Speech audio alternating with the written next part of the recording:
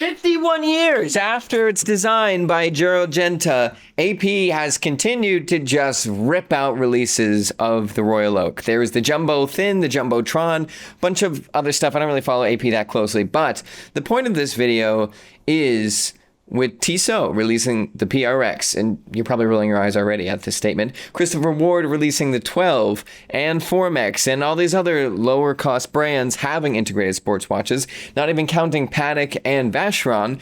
The question is, are we getting sick of integrated sports watches?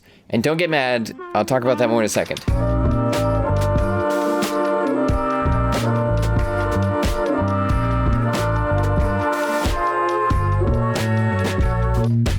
Okay, so yes, that is, if Christian was here, he would say, what a stupid... Oh, by the way, he's not here. He is still on vacation in Italy. I believe he's coming back. We haven't actually talked about the details of that, but I'm just kidding. He's coming back. This is...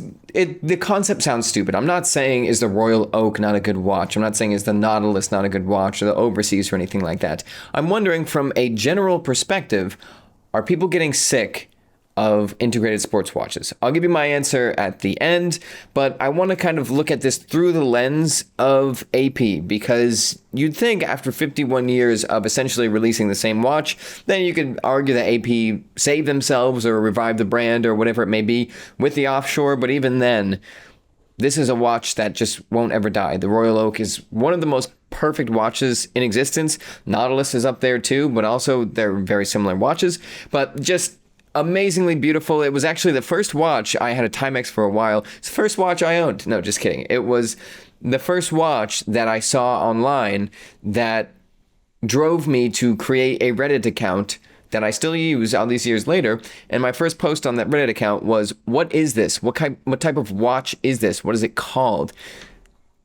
Just because it's such a beautiful watch. So either way, AP released new watches, of course, them being Royal Oaks, and the one we're focusing on today is the 16202XT, because this watch specifically, and actually some watches from Omega, do something that smaller brands can't, that keeps this life cycle going, and that I really like, and that I think the direction of all of the watches eventually, like all of the watches literally, are going to go in. Maybe it's 20 years, maybe it's 40 years, maybe it's 100 years, who knows, but AP, Omega, brands like that are leading the way, and it's very exciting. But before all of that, we have to get into the actual discussion of if we're getting sick of integrated sports watches. So, like I said, when I first started to get into watches, I started off with a Timex Expedition, and then I think the battery died. So then I got a 55 millimeter diesel watch with 3 different quartz movements. If you watch the channel, you know about it. I don't need to rehash all that information. But when I really started to get into watches, I wanted an AP. Obviously, I feel like that's most people do. And I was looking everywhere for a similar version of it. Obviously, I knew I couldn't get the AP. I saw the price. I was amazed. But I wanted something with a similar bracelet. Really, of course, I love the bezel, obviously. But I was looking for something similar. It didn't have to look exactly like it. I did find out that Bulova made a pretty strikingly similar version of it a while ago. But I didn't want that watch. I wanted something with its own DNA that looked like that. And back then, this is probably, 12 years ago? 15? No, maybe 10 years ago, 17. And at the time, I really didn't think there was a lot of alternatives to watches. Like, just smaller brands weren't doing strikingly similar designs, unless, again, if we look back at Bulova, they had an also similar Day-Date version. So all of these beautiful watches, it was you either had the beautiful watch that came from Rolex or AP or something, or you didn't. You had something different that looked more like a field watch or something like that. I could be wrong, but in the area that I was searching in on a college budget, there was like nothing. I couldn't find anything that really kind of piqued my interest. Then, of course, obviously, because of this, I got into vintage, saw a whole other world where you can get Omegas and stuff like that at great prices, and I was super excited about that. Highly recommend you check out the Theo and Harris watch shop, by the way, speaking of vintage watches. So I was getting very frustrated, and now I feel like if I was 15, 16, 17, it would be different, because if I was looking for something similar to the Royal Oak, there are a lot of things out there that are pretty strikingly similar or close enough if you realize how much an AP costs. Really, the Christopher Ward 12 really standds out to me as a watch where I would have been like, wow, that would be the watch that I would save for. I saved for Christopher Ward in college, so I probably would have done it with the 12.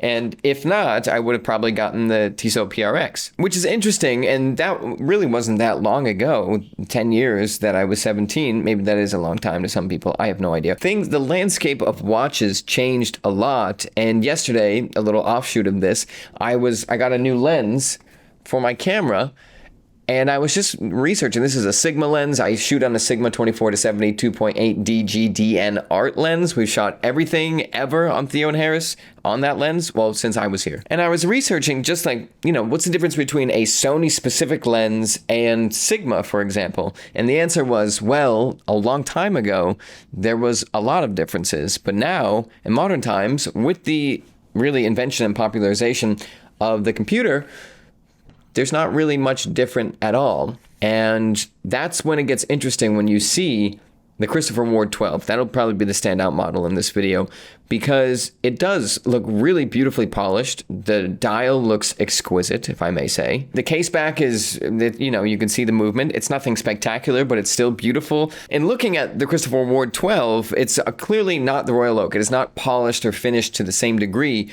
but it is close enough for $1,200. And that is crazy. That is obviously thanks to improvements in technology and stuff like that. And you're missing the finer details, but to a lot of people, this is more than enough. And that, to me, is crazy. So I was thinking, clearly the 12 has its own design language. The PRX actually existed a while ago, has its own design language. They're both inspired by AP. The 12 really directly, they're kind of saying it's inspired by the AP. They're not really getting super close to the Royal Oak design or the Nautilus design or anything like that, but it still has its own unique design language and is really well done, to the point where after we made our video about the Christopher Ward 12, Christopher Ward sent us one, and Christian called me and was like, oh, it's good. Like, it scratches the itch that I had for an integrated sports watch. And what Christian was looking at was a Nautilus and Royal Oak. Obviously, he still wants one of those and everything like that, but it's that good where if you don't necessarily want to be on a waiting list or spend a lot of money, it's amazing. So again, one more time, I'm not saying Christopher Ward is ever going to punch up to the level of the Royal Oak in terms of a base stainless steel Royal Oak or anything like that. But I'm saying as technology is improving, things are getting cheaper, and getting this super fine polishing that was once very difficult for AP and still is eventually going to get to a level where it's not super difficult. So that I find interesting. Obviously, the more affordable brands that we're talking about are not the Holy Trinity. It's not AP, it's not Patek, it's not Vacheron. They're not made of precious metals. They don't have super thin watches or heavily complicated watches or as fine finishing, all stuff like that. They also don't have as good investment value over time. Usually they go down right away. But when we're looking at a Royal Oak, for example, the watch market is an investing market. It's hard to get into if you can't afford a Royal Oak, but if you thought that was hard, the art market is even more difficult because the prices are astronomical and only very wealthy people can get into it, until Masterworks came onto the scene and changed that for good. The art market is one of the oldest investment markets that there is in history, and Masterworks makes it easier than ever for someone like me, like you, unless you're very wealthy, to invest in the art market when you previously could not afford it. You can invest in pieces of some of the most famous artwork on the entire planet. Names like Banksy, Picasso, Monet, whatever it may be, are all on the table thanks to Masterworks. Goldman Sachs and BlackRock say the days of Tina, there is no alternative, other investments, are over. Diversification is obviously key for anyone investing, and alternatives specifically have been seeing huge growth. In fact, in 2022, the big three auction houses posted record high revenues of a combined $17.7 billion, the best auction year ever. The global art market is still exceeding its pre-pandemic level, according to the 2023 UBS art market record. Blue chip whole contemporary art has now outpaced the S&P 500 for the last 27 years by an impressive 136%. And Masterworks just exited their 16th sale a few weeks ago, delivering another double-digit return to everyday investors. And including that recent exit, Masterworks has sold over $45 million worth of art. That is a lot of dollars worth of art. Masterworks Masterworks now has over 800,000 users and $940 million of assets under management. Offerings have sold out in minutes, and there are so many people signing up for Masterworks that there is a waitlist that you can skip by checking out the link in our description below. So thank you so much to Masterworks for sponsoring this video. I love art. So that leads us back to the AP Royal Oak that we're talking about today, the 16202 XT, because I really think if the Royal Oak future iterations were just about changing the dial color, maybe it's in gold this time, maybe it's a skeleton dial, maybe it's something like that, I think eventually smaller watch brands like Christopher Ward would catch up in terms of quality. Eventually. Could be many years, but technology will get us to that point. But what's fun about this new Royal Oak is when you start to read about the 16202 XT, you get this. This is an excerpt from Hodinkee. Any distraction the dial provides fades pretty quickly, and your eyes quickly go to the bezel and the bracelet studs, both polished to a level I'd be hard-pressed to find on another core release from AP.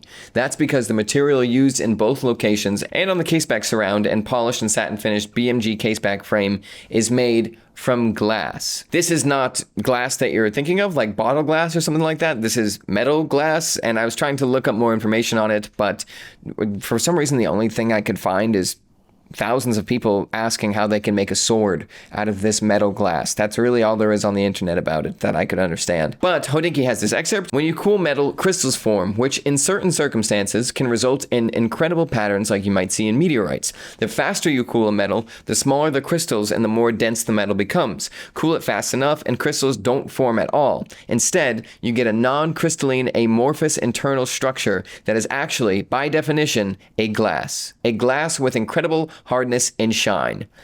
Oh yeah, that's what I'm talking about. I love innovations in the watch world. I love technology. I love Apple releases and technology releases in general, and I get really excited seeing what technology is going to come into the watch world, which isn't about processors and photos and stuff like that. It's rather simple, and the most exciting technology to me is case material. How can we get an indestructible case material? Or what benefits do we get from titanium versus steel? And then titanium 2 versus titanium 5. All that I find incredibly fascinating. And I promise we're getting somewhere at the end.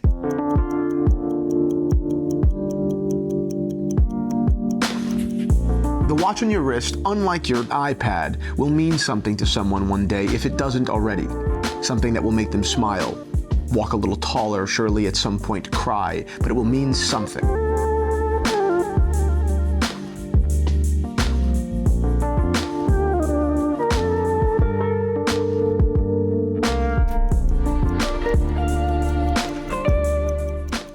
And just obviously, AP isn't the first to do this. I actually read that this has been happening since the 60s on the Hodinkee article again. And really, the tough part is just cooling the metal fast enough where this happens. So I don't think it's new, it's just expensive to do and difficult to do. Since 2010, Omega has bonded its ceramics with an alloy called liquid metal, trademarked. It offers new decoration possibilities in a metal gray color with superior scratch resistance and enduring stability.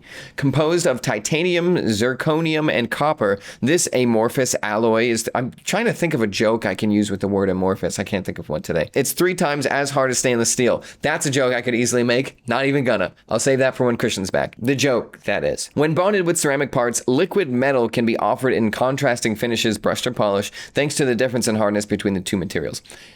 So cool. That is amazing. And the bigger point I have here is that there is always a dance between the luxury brands and the lower cost brands. The lower cost brands are always playing catch up to the luxury brands, or in Omega Swatch terms, the pioneer brands. They're always chasing that. But what's cool and what we're seeing now is as that technology comes down the pipeline, these lower brands start to implement it, which forces the upper brands to start to innovate more and more and more and more. Like I said, this technology is from the 60s, so I wouldn't say it's innovation, but the use of the material in AP, in Omega, whatever it may be, is so cool. And eventually, I'm hoping that technology starts to come down to the cheaper watches. Could be in 10 years, 20 years, 80 years, 100 years, whatever.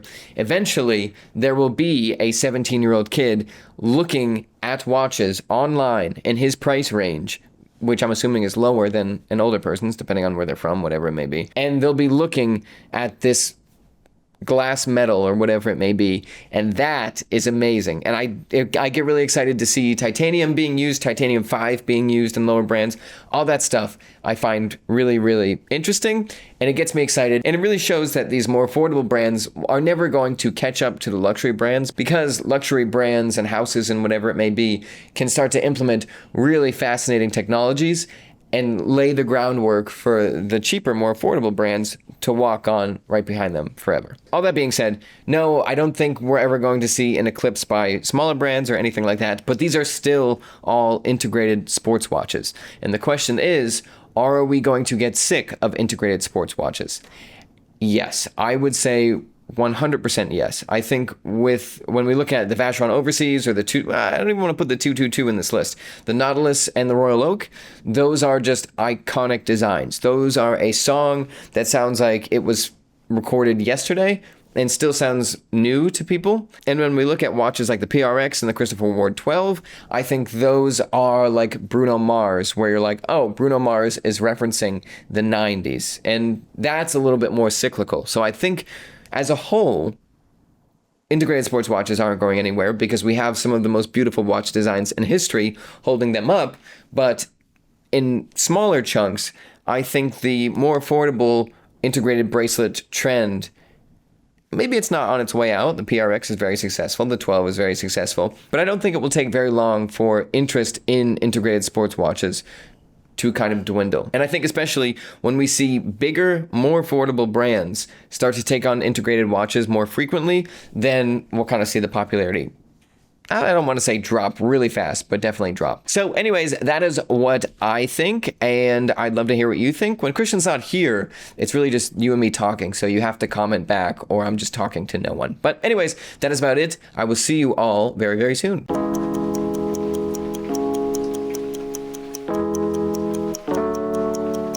If you love watches, like I do, if you think that they mean something more than the time, then head on over to theoandharris.com and shop our selection of vintage watches and handmade straps. They're unique and they're special, and once they're gone for good.